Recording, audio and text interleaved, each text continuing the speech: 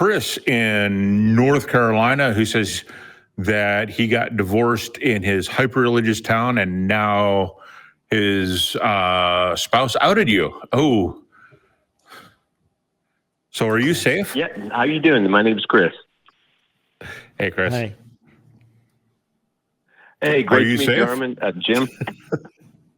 Yeah, actually, it's not only extreme MAGA, but they're hyper-religious. And I actually am kind of confused because all of my neighbors done me, and it's like having cooties like when we were a kid. I just literally have no frame of reference. Right. And I'm in medical, and I have many patients, and already it's like this is like the scourge. And I'm in a small eastern North Carolina town, just nothing here. And so I was wondering, did you guys have any tips? I've never actually walked amongst the people carrying torches from Frankenstein's castle. How do you deal with, what can you say to neighbors when they just look at you, and no matter how right you are in a divorce, they look at you and think, but you're an atheist. Yeah. That bad? Is moving an option? Well, I got a mother who lives a couple of houses down, and she says, I've been disinvited to Canasta and all these things. She's like in her 80s. And she said, wow. How do you deal with this? And I said, Mom, it's being gay is nothing here for me. But suddenly not believing in an invisible deity, it is probably the most caustic thing to my socialization in my neighborhood. And I just figured, everybody comes out as atheists at some point, or at least you try to rationalize with people. However, I find that just going through a divorce, even my attorney said, it could work against you. And I said to myself, an attorney, separation of church and state. But she said, well, you have to get the right judge. So even though I'm solid, that one item worked against me. What do you guys think?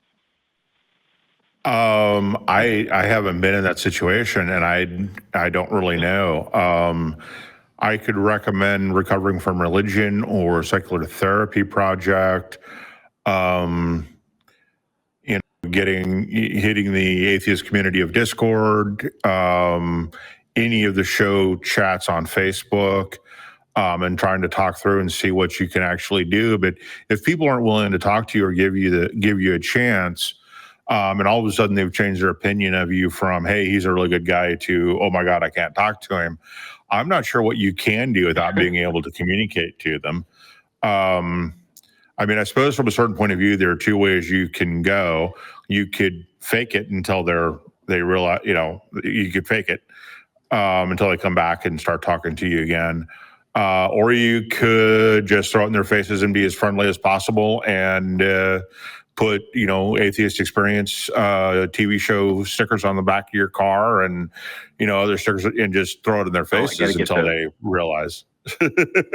But I don't know. Armin, do you got any ideas?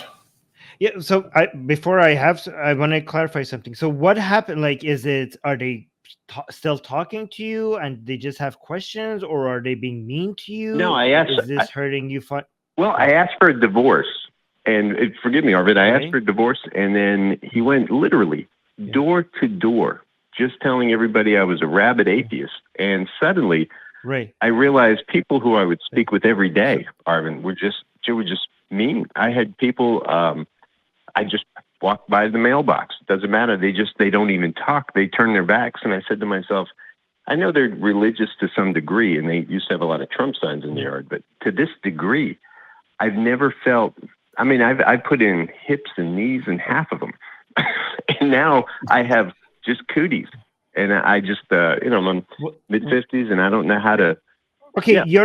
You know your town better than we do. But what would happen if you just go extra nice with everybody and just show up and, I don't know, maybe come at their doors with, like, I don't know, cakes, and be extra nice to everybody, try to help out, call people up and ask them, hey, so-and-so, I haven't talked to you for a while. Do you need help with anything? And I don't know, just trying to go on a charm offensive. Would that work?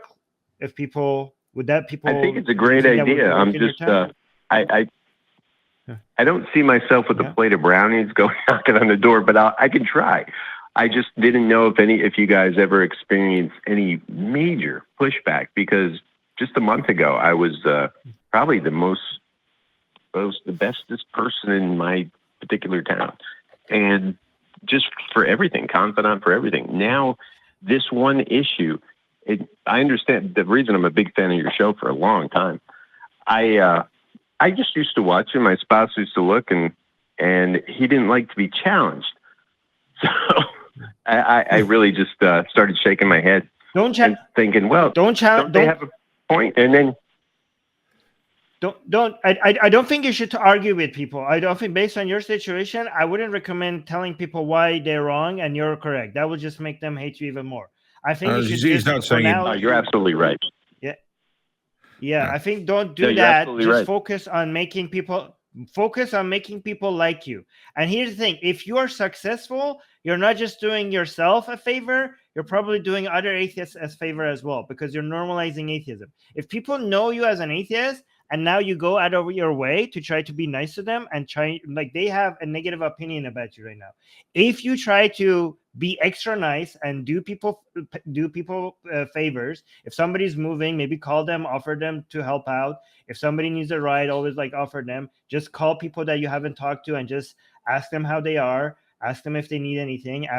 Tell them that you're there for them if they need you. And if this mission is successful, your town might be like, okay, the only atheist guy that I know is super, super nice. So they might have a different perspective over atheists in general, not just you.